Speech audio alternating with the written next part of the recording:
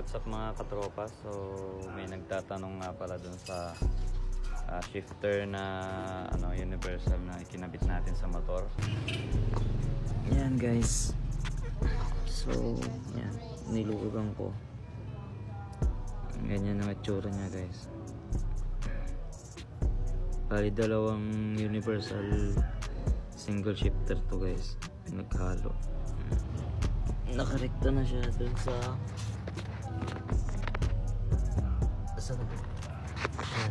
nakarekta na siya dito guys. Bali may tornilyo yan dito. Papasok ka ng tornilyo. Pasok na kayo. Saka magpa-tornilyo na. Oops.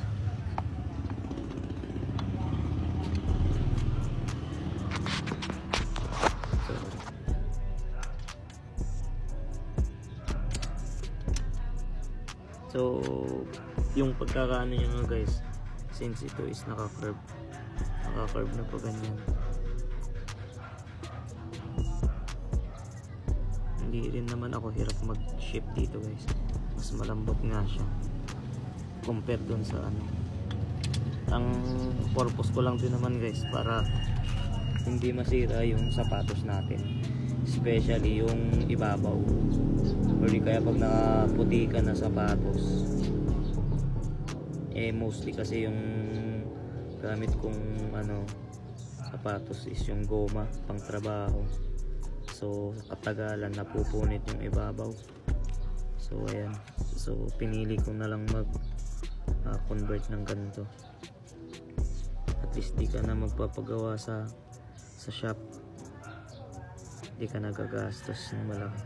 Pero syempre para sa akin mas maganda naman talaga itsura nung single shifter. Ito lang talaga, budget meal lang. Kung wala ka pang budget, magpagawa ng single shifter na yan, ito lang yung choice ka pag wala kang budget.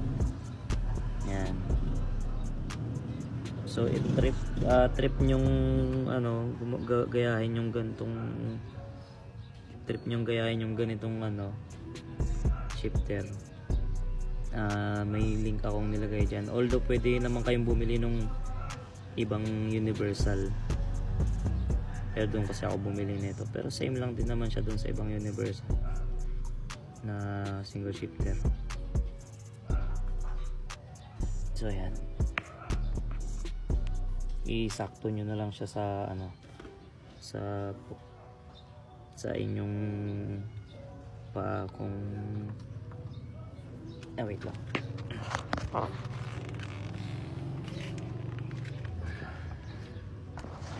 Pag nag-shifter ako ganito, tapos dito sa likod iaangat mo lang yung atras mo lang konti, tapos iaangat mo siyang gano'n. Sanay naman ako, hindi naman ako nahihirap. Malambot lang siya.